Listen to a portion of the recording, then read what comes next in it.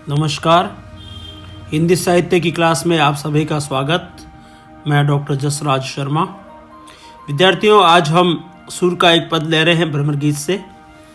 गोपिकाएं उद्धव को आगे कह रही है कि हे उद्धव, जिस व्यक्ति को जो चीज़ अच्छी लगती है, जिसको जो रुचिकर होता है, वही उससे अच्छा लगता है, सिवाय उसके उसको कुछ भी प्रिय नहीं लगता।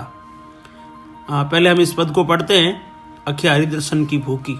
तो आप मेरे साथ पढ़िएगा, फिर हम व्याख्या करेंगे इसकी। अखियां हरिदर्शन की भूखी, कैसे रहे रूप रस राची, ये बतियां सुनी रूखी। अवधि गनत इकटक मग जोबत, तब एती नहीं दुखी। अब इन जोग संदेशन ऊधो, अति अकुलानी दुखी।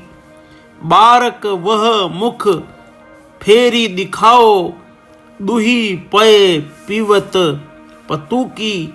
सूर सिकत हटी नाव चलायो, ये सरिता है सूखी। प्यारे विद्यार्थियों, उद्धव बार बार निर्गुण ज्ञान की रट लगाए हुए हैं और उद्धव चाहते हैं कि उनका निर्गुण ज्ञान गोपियां माने और किसी न किसी तरीके से श्री कृष्ण को भुला दे।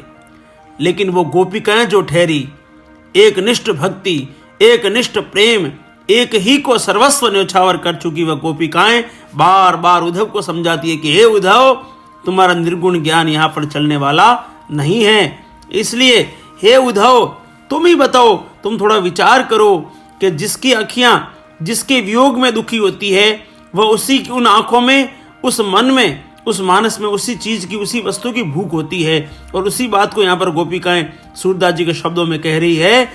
पढ़िएगा मेरे साथ में, समझिएगा। अखियां हरि दर्शन की भूखी, हे उद्धव, हमारी आंखें तो भगवान श्री कृष्ण के दर्शन की भूखी है, अर्थात हमारी आंखों में जो श्री कृष्ण के दर्शन की भूख है, सिवाय हमको और कुछ भी रुचिकर नहीं लगता। ऐसे रहे रूप रस राची, ये बतियां सुनी रूखी। हे उद्धव, कैसे रही रूप रस राची,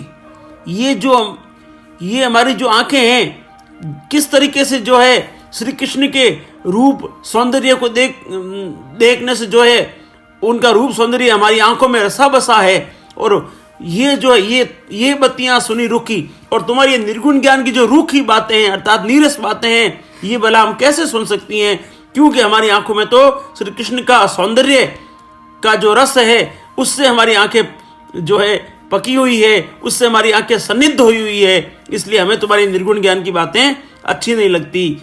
अवधि गनत इकटक मग जोबत, तब एती नहीं झुकी।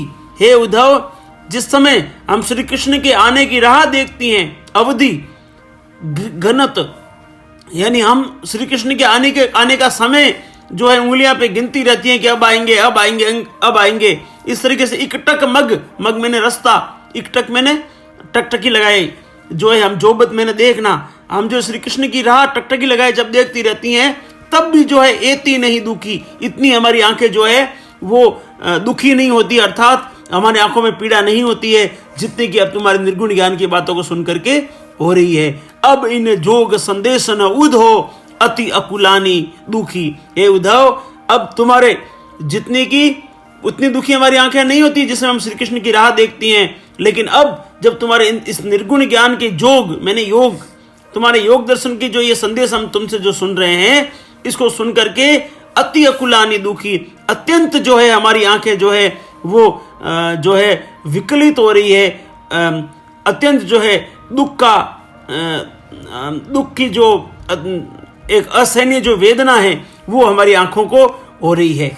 बारक वह मुख, बारक मैंने एक बार, बारक वह मुख, केरी नहीं फेरी होना चाहिए, फेरी दिखाओ, दूही पय मैंने दूध, पियत पत्तुकी मैंने पत्ते का जो दूना होता है, उसमें श्री कृष्ण जो है गायों का दूध धो करके और फिर उसमें पीते थे।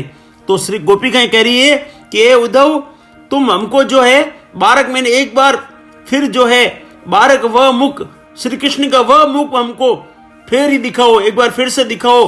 कौन सा मुख? जिसमें कि वो दुई पय पियत पतुकी, जिसमें कि वो पत्ते के दोने में दूध दो करके और जो है गायों का दूध पीते थे, वह मुख एक बार फिर से तुम उद्धव हमको उस मुख का दर्शन करवाओ। सूर सिकत हटी नाव चलायो, ये सरिता है सूखी। सूरदास जी कहते हैं कि अंत में गोपिकाएं कहती है कि उद्धव तुम ऐसा लगते हो कि ना समझ हो, तुम्हें समझ नहीं है। तुम जो है यहाँ ये जो नदी है, सरिता मैंने नदी, सिकत मैंने रेत, तुम जो है एक सूखी जो है रेतीली नदी है उसमें जो है हटी मैंने जबरदस्ती तुम जो है नाव को चलाना चाहते हो, जो कि संभव नहीं है। कहने का भाव यह है कि गोपिकाएं कह रही कि हमारा जो हृदय है वो तो कृष्ण रंग से रंगा हुआ है, कृष्ण भक्ति से, कृष्ण के प्रेम से जो है भीगा हुआ है, और इसमें जो है तुम्हारे निर्गुण के प्रति कोई जगह नहीं है। निर्गुण के प्रति हमारा हृदय पूरा सूखा हुआ है, शुष्क है। अर्थात तुम इस जो है हृदय रूपी सूखी नदी में जो है जो कि बंजर है, रेतीला है, उसमें तुम जो है नाव चलाना चाहते हो, निर्गुण ज्ञान रूपी नाव चलाना चाहते हो, ये कतई जो है संभव नहीं है। इसलिए हे उद्धव तुम जाइए और हमारे श्री कृष्ण को लाइए, उनके दर्शन करवाइए, तुम्हारा निर्गुण यानी यहाँ पर कतई चलने वाला नहीं है। विद्यार्थियों, इसमें जो है सूर सिकत हटी नाव चलावे, ये यहाँ पर ये दृष्टांत अलंकार बन रहा है। वहाँ पर यहाँ पर जो है गोपिकाओं ने दृष्टांत दे करके उद्धव को समझाने का प्रयास किया है। और साथ ही ये बारक वह मुख फेरी दिखाओ दुई पय पीवत पतु की, इसमें जो स्मरण अलंकार है, गोपिका अपने जो पहले के जो क्षण जिस समय श्री कृष्ण गायें चराते थे और वो जो है पत्ते के दोने में जो है दूध दो करके और पिया करते थे, वो स्मरण गोपिकाओं ने यहाँ पे किया है, उस दृश्य को स्मरण किया है। तो यहाँ स्मरण अलंकार भी बनता है। बाकी अनुप्रास अलंकार तो काफी जगह बना हुआ है। ब्रज भाषा का सुमधुर उपयोग हुआ है और गए पद है ये, और जो है श्रृंगार रस की सुंदर छटा, वियोग श्रृंगार की सुंदर छटा यहाँ पर देखने को मिलती है। गोपियों की वाग विदग्धता जो है वो भी यहाँ पर बड़ी सुंदर रूप में प्रकट हुई है। उम्मीद करता हूँ आपको यह पद अवश्य समझ में आया होगा। हाँ, अगर आप इस चैनल पर नए हैं तो आप अपने इस चैनल को जो लाल रंग में जो सब्सक्राइब लिखा हुआ है उसको अवश्य दबाएं, फ्री है। और जो है आप घंटे का चिन्ह भी अवश्य दबाएं, जिससे आपको नए वीडियो का अपडेट मिल सके। आप सभी स्वस्थ रहें, सफलता को प्राप्त रहें, आप सभी सफल हो, इन्हीं शुभकामनाओं के साथ धन्यवाद।